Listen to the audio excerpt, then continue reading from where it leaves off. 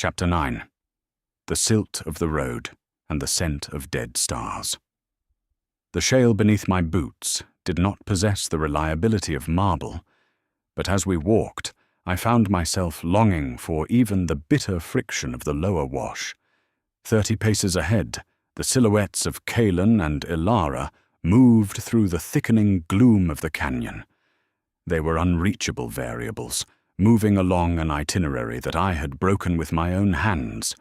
Kaelen's broad shoulders were hunched, the weight of his travel pack pulling his frame down into a heavy, uncoordinated gait that lacked the crisp, military precision of his old life in Dawnspire.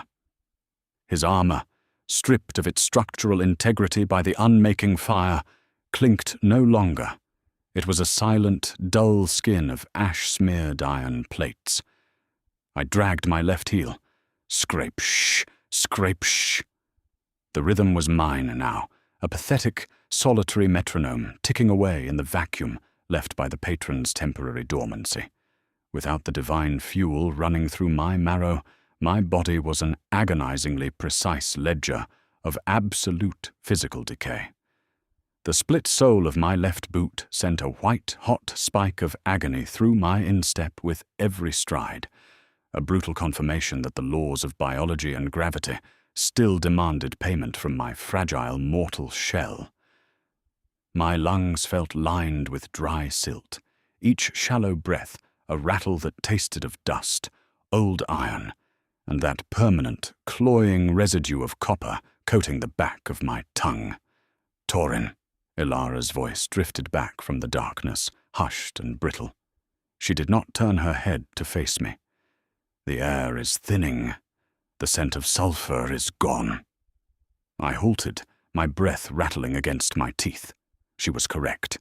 The humid, heavy stench of stagnant iron water and old sulfur that had choked the lower corridor had vanished. In its place came a cold, artificial draft, a vacuum that carried no scent of earth, no trace of bitter sagebrush or organic rot. It smelled of nothing. It smelled of an empty vault before the inkwells are filled. "We are approaching a new coordinate," I said, my voice sounding thin, cracked, and small in the immense quiet of the gorge. I reached into my coat pocket, my trembling fingers grazing the cold, dead leather of the Chronicle of Oaths. It lay inert, an absolute weight that offered no warmth, yet its presence was the only anchor remaining to my analytical mind. The terrain ahead does not conform to the metrics of the outer provinces. Keep your intervals. Kaelen stopped. For a long, agonizing second, I believed he might turn. I wanted him to turn. I wanted to look into his face and see a single spark of the warmth he had held when he stood in the doorway of my study in Dawnspire, telling me that even high clerics were permitted to sleep. I wanted to tell him that I was terrified, that my mind was a crumbling ledger, and that I missed the neat red ink margins of my journals. But he did not turn. His posture remained rigid. An iron door dropped between his soul and mine. He merely adjusted the strap of his pack and continued forward, his boots clicking heavily against the shale. The low, rhythmic hum began to vibrate behind my cheekbones again. It did not arrive with a violent expansion. It was a steady, persistent frequency, like the purr of a massive predator sleeping directly beside me in the dark. The scent of ozone flared in my nostrils, instantly accompanied by that heavy, cloying sweetness of decaying lilies that settled permanently into my throat. "The sequence requires no apologies, Torin," the patron murmured within my consciousness, its tone indistinguishable from my own deepest analytical thoughts. "The night guards a dead world. Look ahead. Look at the architecture of the Unmaking." I opened my eyes, and my human vision shifted into that terrifying, dual perspective. The jagged limestone walls of the gorge didn't open into a natural basin. The horizon was folding, the rugged shale mountains, unspooling into perfect straight lines that intersected at impossible 90-degree angles. We had passed the threshold. We stepped out of the narrow corridor, and the world became a cathedral of glass. The city of mirrors did not rise from the earth. It seemed to have overwritten it entirely. A crystalline fungus blooming from a design that had long ago been unmade by a previous alignment. Before us stretched an endless labyrinth of smooth, silvered monoliths and towering, transparent obelisks that rose into a sky completely devoid of clouds. There was no sun, yet the landscape was illuminated by a cold, harsh glare that bounced off thousands of polished surfaces, creating a multi-layered maze of shifting perspectives and infinite reflections. "Gods above," Elara whispered, drawing her daggers with a sharp, metallic click that echoed and multiplied through the crystalline avenues. Her amber eyes were wide, darting frantically from one silvered wall to the next. It's all glass. I can see my own face 10 times over, and every one of them is looking in the wrong direction." I looked down at the ground beneath my boots. It was no longer shale or mud. It was a perfectly smooth, black obsidian mirror that reflected a sky filled with dead, unmoving stars. My feet made no sound against it. The physical pain in my left instep had vanished, numbed by the sudden, cold surge of dopamine that the entity washed through my nervous system whenever it asserted control. The vertigo was absolute, a blinding carousel of angles that tilted my internal orientation 45 degrees to the left, yet my body remained perfectly upright, rigid as a plumb line. "An immaculate metric," the entity chanted behind my teeth, its frequency rising until it vibrated with a cold, mathematical certainty. "The structure is visible here, Torin. The law of Dawnspire tried to copy this symmetry, but they built their walls out of mortar and bone. They built a tomb. Look at the lines. See the beauty of the zero." "Torin, look at the spires," Kaelen said, his flat, professional voice reaching my ears through a dense, suffocating layer of celestial static. He had halted 10 paces ahead, his hand resting on the pommel of his ruined greatsword.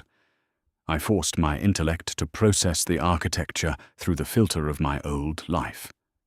As master of the ledgers, I had spent 20 years organizing space into columns, ensuring every arch and lintel in the sanctum conformed to the approved proportions of the sanctification. But this place defied the very language of geometry I had mastered. The glass walls did not descend in a natural slope. They were arranged in massive, perfectly smooth steps that rose toward a central point. Every reflection was an error in the equation. When I looked into a silvered monolith to my right, I did not see a tattered traveler in dirt-streaked purple robes. I saw an infinite corridor of Torins, each one slight, pale and shrunken, stretched out into a vertical abyss that dropped away beneath the obsidian floor.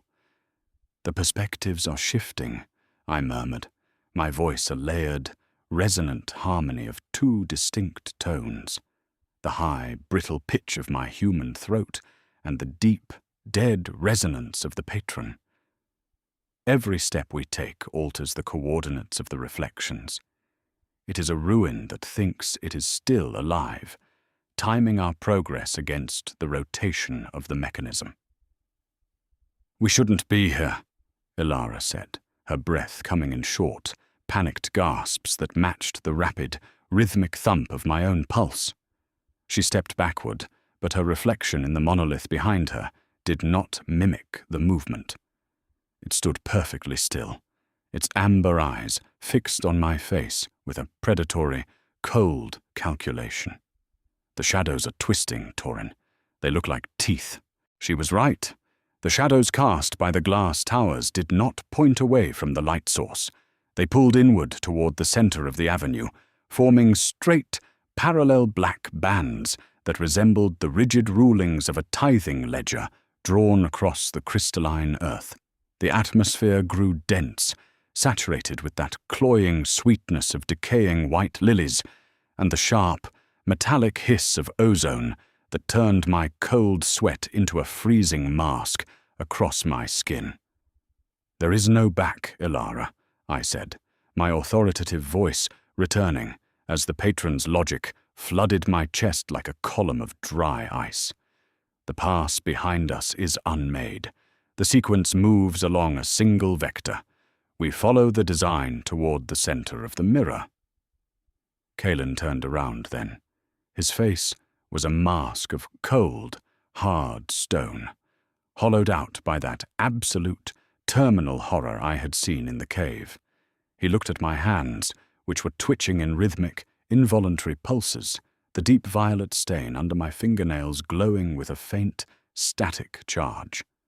"You're not looking at us, Torin," he said, his voice cracked with an ancient, heavy exhaustion. "You're looking through us. You're balancing the room again."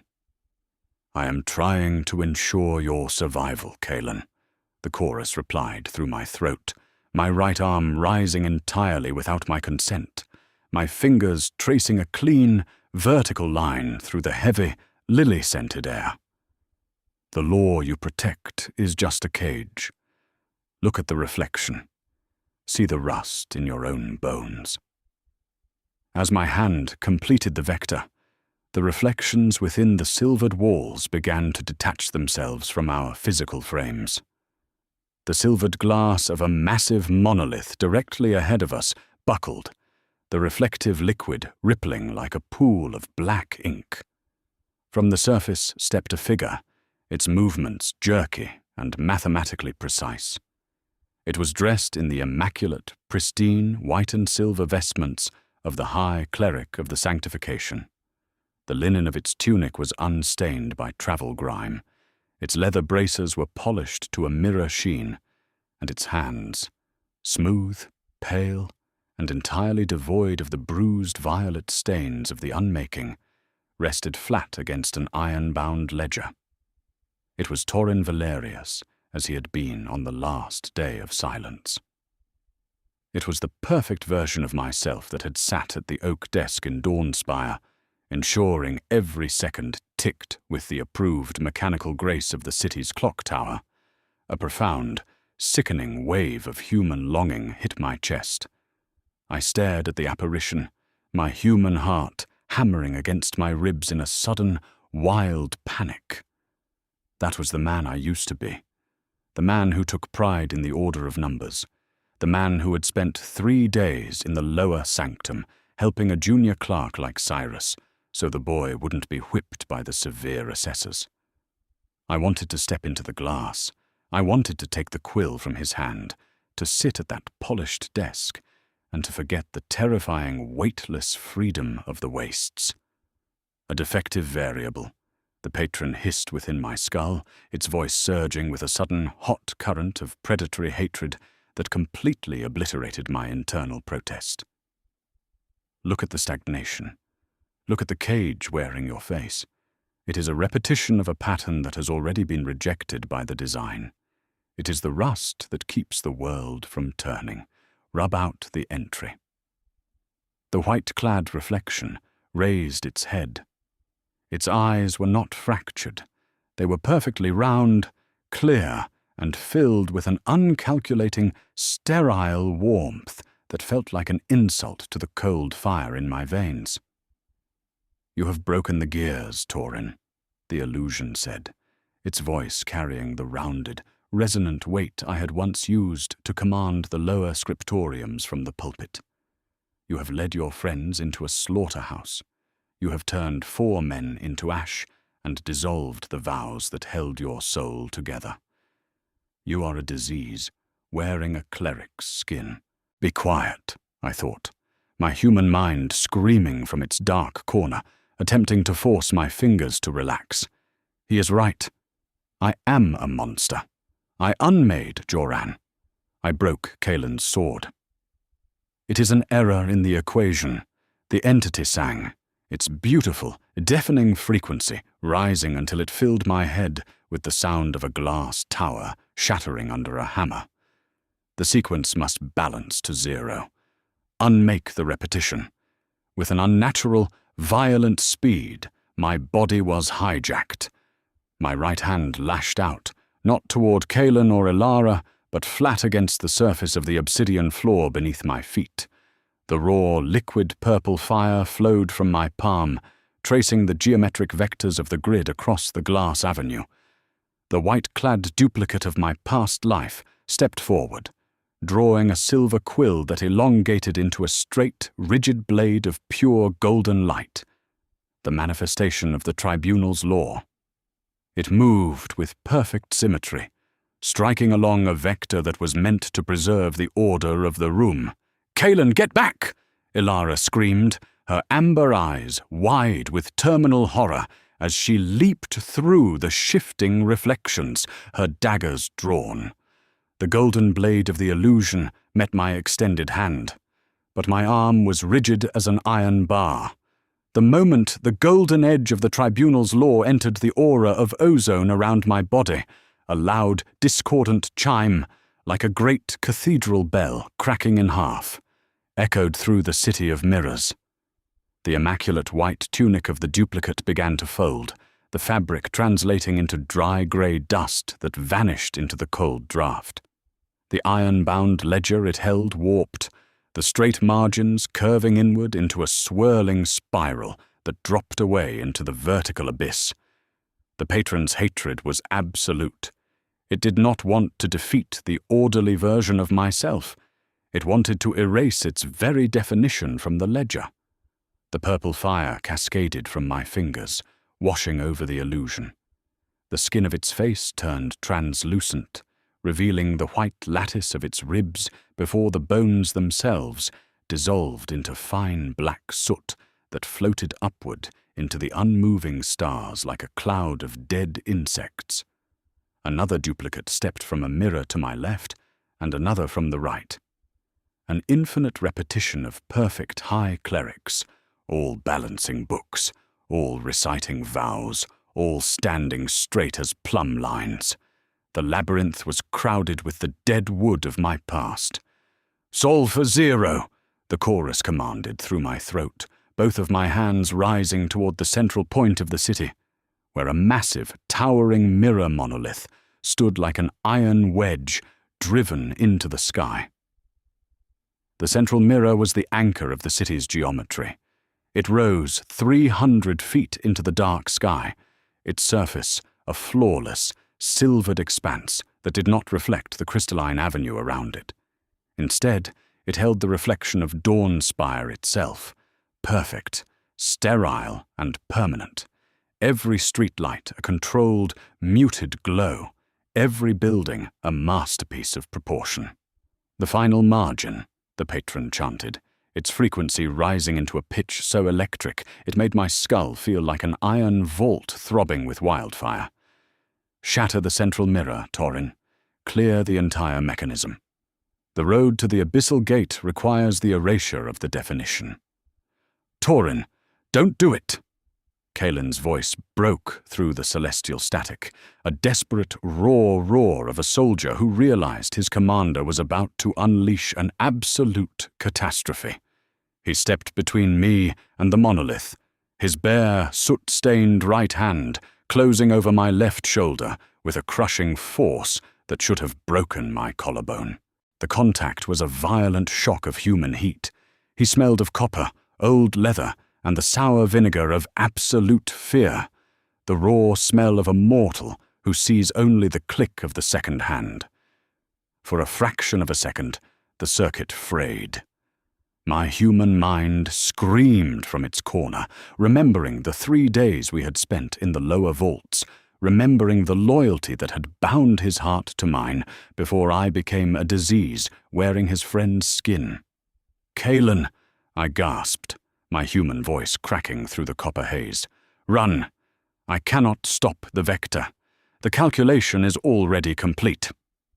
"He is friction," the patron countered, a sudden hot current of power exploding through my chest, completely overriding the internal protest. "Clear the entry." My hands rose entirely without my consent. I did not strike Kaelen. My violet-stained fingers locked into a rigid, claw-like grip, tracing a clean, vertical line through the heavy, lily-scented air toward the central mirror. The sky outside the glass city fractured completely. A sonic boom of pure, discordant purple lightning ripped through the low clouds, striking the apex of the central mirror monolith with the force of a falling mountain.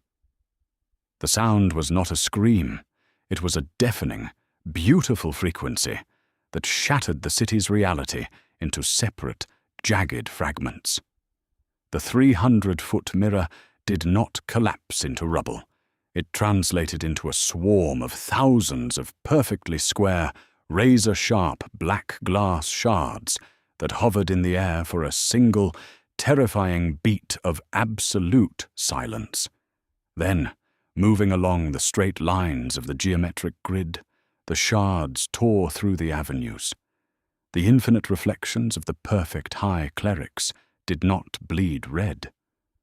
As the shards passed through them, their white tunics softened into a dark, viscous liquid before their frames dissolved into fine black soot. The illusion of dawn spire within the glass cracked, the silver spires warping into soft waves that vanished into the wind. The sonic boom rippled outward, a concussive wave that struck the obsidian floor beneath our feet. The perfect 90-degree vectors split along perfect cubic fracture lines. Massive blocks of glass stone, each one a perfect 10-foot cube, dropped cleanly into the vertical abyss below, the terrain groaning and buckling with a series of dull, rhythmic thuds that broke the city's symmetry forever. The violet light vanished instantly. The entity snapped shut like an iron ledger being closed by an angry master. The withdrawal was a physical execution. My knees did not just bend. They slammed into the jagged, half-fractured obsidian floor with a sickening jar that felt as though my kneecaps had been driven directly into my pelvis. The cold, protective surge of dopamine vanished in a millisecond, plunging my entire nervous system into an absolute, crushing collapse. The holy hangover arrived with the devastating weight of a mountain. It began in my chest, a hollow, sucking vacuum that felt as though my lungs had been lined with crushed flint and set on fire. Every gasping attempt to pull in air was a brutal, percent-scanned, percent-agonized negotiation with my own throat, bringing up a torrent of thick, copper-flavored fluid that choked me. I fell onto my face. My cheek pressed into the cold, oil-slick mud that was beginning to ooze from the fractured seams of the glass floor. The taste of copper was absolute, a heavy metallic weight that coated my entire mouth, my tongue feeling like a dry, heavy stone that had been soaked in old blood. My vision was a ruined ledger. The entire center of my field of view was replaced by a roaring, chaotic mass of black and grey static, leaving only the dark, blurry margins of the glass ruins visible. My right arm was completely dead, the skin of my forearm translucent and white as river ice, the fingertips a deep, permanent violet that throbbed with a dull, rhythmic ache where the patron's energy had exited my body. I clutched at the shattered obsidian with my left hand, my fingers tearing against the sharp edges, yet I felt the pain only as a distant variable, a metric that didn't matter to the calculation. My body shook in violent, uncontrollable spasms as a cold, greasy sweat drenched my tattered purple robes. I felt diminished, shrunken, a pathetic, leaking vessel that had dared to play host to an apex predator of the void. Don't look at me," I choked out, a wet, bloody froth escaping my lips as I tried to pull my legs toward my chest. "Kaelen, I couldn't stop the integration." The sound of boots scrambling over the loose glass shards was slow, hesitant, and heavy. I managed to roll onto my side, my blurry, static ruined eyes tracking Kaelen's shadow as it finally fell over me. He was standing 5 paces away, his hands empty, his face entirely devoid of the anger he had shown before. It was blank, white, and hollowed out by an absolute, terminal horror as he looked at the debris of the city. The white soot of my past selves was scattered across the obsidian floor like a cloud of dead insects, drifting through the grey dust. Elara stood near him, her daggers resting loose in her hands, her posture rigid with an uncharacteristic, raw terror. She looked at the massive, smooth, 10-foot cubes of glass that had dropped into the floor, then down at my shivering frame in the dirt.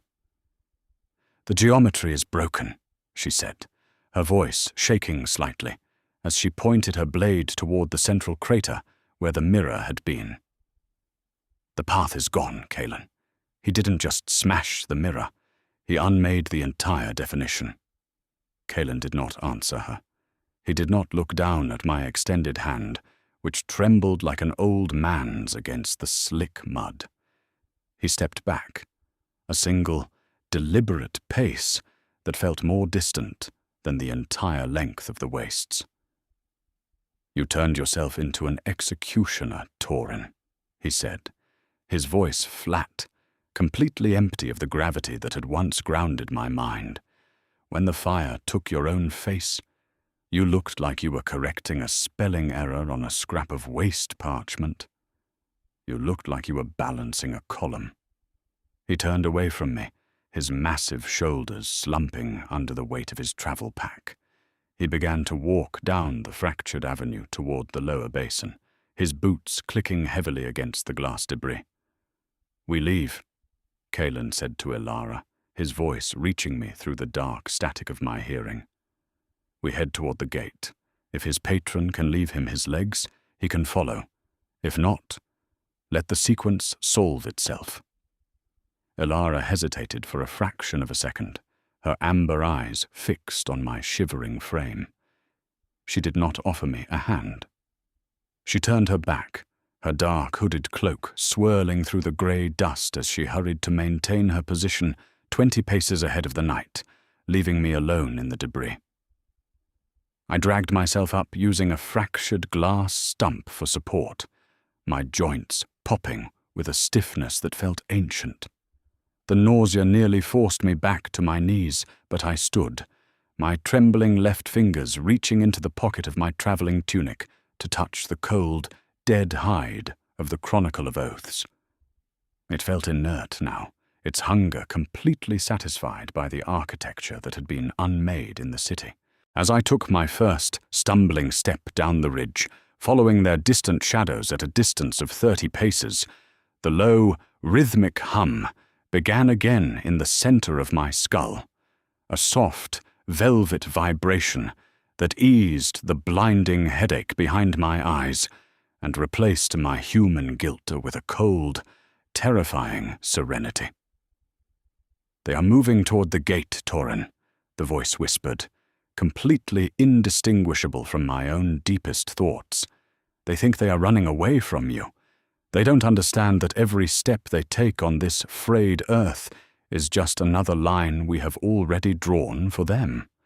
We are no longer looking for the path. We are following the scent." The taste of copper remained thick and permanent on my tongue, the absolute currency of the road ahead, where every milestone was paid for with a piece of the man I used to be. I closed my eyes, allowing the velvet vibration to steady my dragging heel, my mind no longer tracking the distance in leagues, but following the sharp, artificial scent of dead stars bleeding through the limestone walls.